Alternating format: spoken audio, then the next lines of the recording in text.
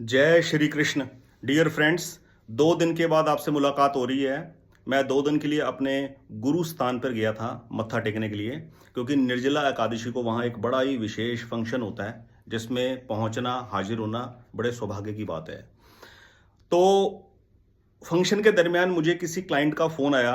वो कहते, सर रेखी हीलिंग के बारे में बताइए, कुछ मुझे उसके बारे में कुछ पूछना है। तो मैंने उनसे कहा, मैं एक वीडियो के ज़रिए आपको इस बात की जानकारी देने का प्रयत्न करूंगा ताकि सबको हेल्प मिल जाए। रेखी हीलिंग क्या है? रेखी ऊर्जा।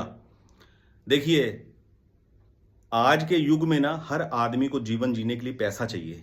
तो वो पैसा कमाने के लिए ना हर चीज का एक जिसको कहते हैं ना व्यवसायीकरण हो गया है। हर चीज को कोर्स के रूप में पेश करने की आदत बन गई है, और जो मूल जड़ है उसके बारे में आदमी को बताया नहीं जाता, जिससे वो वास्तविकता से वंचित रहता है और उसका विशेष फायदा नहीं उठा पाता।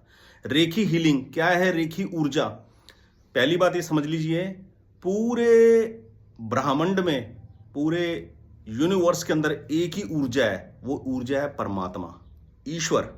उसको आप ब्रह्मांडीय ऊर्जा बोल लीजिए, उसको आप चेतना शक्ति बोल लीजिए, उसको आप ईश्वर बोल लीजिए, भगवान बोल लीजिए, किसी भी नाम से पुकार लीजिए, वो एक ही एनर्जी है, एक ही ऊर्जा है।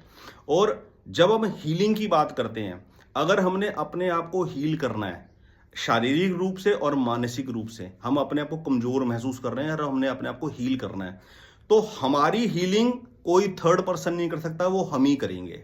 कैसे? भगवान खुद इस बात को बोल रहे हैं।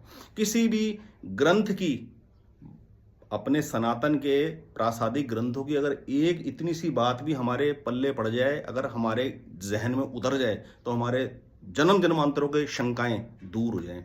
हमें वास्तविकता कोई बताता नहीं है और हम भागते दौड़ के अंदर। भगवान खुद श्रीमद् भगवद गीता के एक श्लोक में अर्जुन को कहते हैं, अर्जुन भूता नाम अस्मि चेतना, मैं सब प्राणियों के, सब जीवों के भीतर बहने वाली चेतना हूं।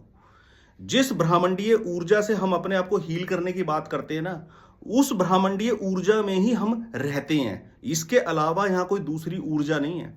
इस ऊर्जा का आप खुद स्रोत हो। ये ऊर्जा हमारे भीतर बह रही है, हम इस ऊर्जा में ही टिके हुए हैं। इसी ऊर्जा के बदौलत ही हम बातचीत कर रहे हैं, सुन रहे हैं। ये सब क्रियाकलाप उसी ऊर्जा के तहत हो रही है।